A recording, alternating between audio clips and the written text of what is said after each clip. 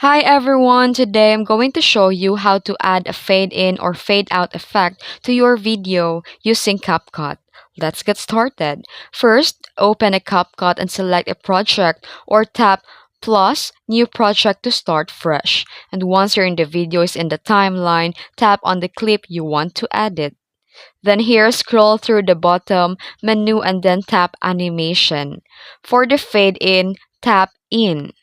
Then select a fade in option. Then here you can adjust the duration using the slider. And for the fade out, tap out, then choose a fade out and adjust the timing as you like. And then after that, tap the check mark to apply and you're done. And that's it. You've added a smooth fade in and fade out effect in CapCut. If this video helped you, don't forget to like and subscribe and hit that bell icon for more editing tips. Thanks for watching.